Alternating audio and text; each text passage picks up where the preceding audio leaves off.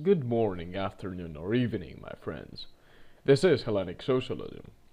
I have seen many of my anarchist contemporaries admiring and being amazed by the Greek anarchist movement due to their notorious activity over the last couple of years. Today I'd like to discuss some unmentioned facts about the so-called anarchist movement in Greece, because in reality, aside from a few conscious and well-studied anarchists in my country, the ones getting the attention are either junkies or petite bourgeoisie teenager scumbags who just like to have a good fight with the cops.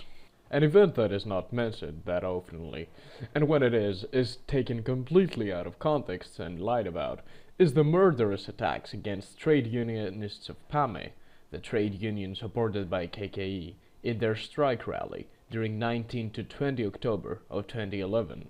To give you a brief understanding of the situation, the trade union PAME, the second largest trade union in Greece, after the compromise that the Vive trade union had organized a 14-hour strike in opposition to the memorandum and the crisis in general. The strike was to be accompanied by a rally in Syntagma Square, in the center of Athens, as well as multiple others throughout major cities in the country. And so it happened.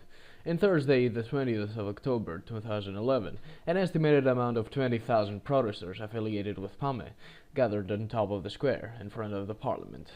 On the lower part of the square, there was a contingent with I don't pay as its central banner. The contingent included left anarchists, fascists, nationalists, and people from the Laos Party.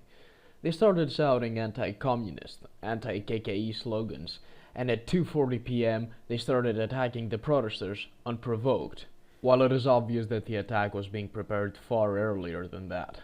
After that, they started attacking PAME protesters violently, using tear gas, hammers, flares, fire extinguishers, and other deadly equipment, leading to the death of one 50-year-old construction worker and trade unionist of PAME, Dimitris Kotsoridis, and the injury of tens more. Nonetheless, PAME guarded the demonstration, attacked, and dispersed the parastate elements.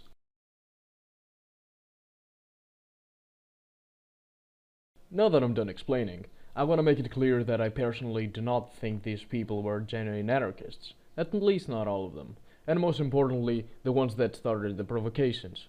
However, what does make me think is the reaction of actual anarchists, the fact that they applauded the action. Their major argument is that, quote-unquote, KKE was trying to protect the parliament. Okay, fellas, let me get one thing straight. This is the parliament. This is the demonstration. And these are a bunch of thugs equipped with weapons attacking a demonstration inside of which were old people and children. No, we weren't trying to protect the parliament. We were trying to protect workers from you killing them. It is also funny how the bourgeois media also preached this claim, with the bourgeois newspaper Dovima stating, quote-unquote, burly communists, instead of capturing the former palace, protected it by impeding an alliance of far leftists and parastate elements to break the police ring. The KKE saved bourgeois democracy. And yet another bourgeois newspaper, Eleftherotypia, stating, quote-unquote, the KKE serves the current system. First of all, I'd like to state that we don't need lessons of revolution by any bourgeois media, thank you very much.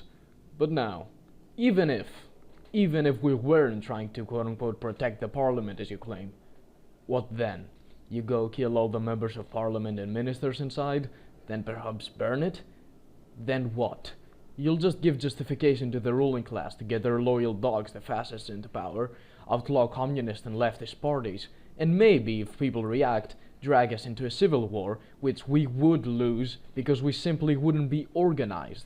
Because let's face it, no amount of self-organization and voluntary mobilization is enough to win against the bourgeois state with its armed forces and police, let alone the imperialist powers which would intervene for sure if such an event took place. Quoting the ex-General Secretary of KKE, Aleka Papariga, the struggle will not be determined by these 2 days. We have many struggles in front of us. And I say again, the struggles are in the workplaces, in the neighborhoods, in the factories, in industry, in agricultural production. Syntagma Square is not the struggle. But you'll say, yeah, but at least they're trying to do something. The KKE hasn't done fuck all throughout these years. Okay, let me ask you one question. In what way is throwing rocks and marble at the cops a threat to the authority of the ruling class?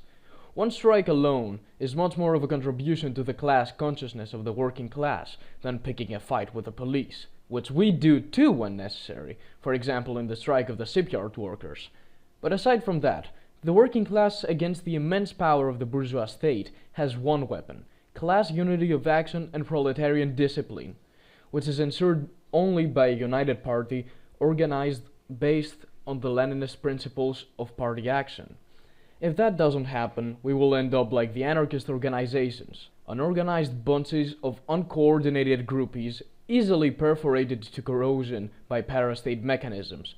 Because as I said in the beginning, with the exception of a few conscious anarchists, which all denounced the fascist crime against PAME in 2011, the anarchist movement is filled either with junkies and apolitical teenagers that enjoy to throw rocks at the police, or undercover police informers and fascist provocateurs.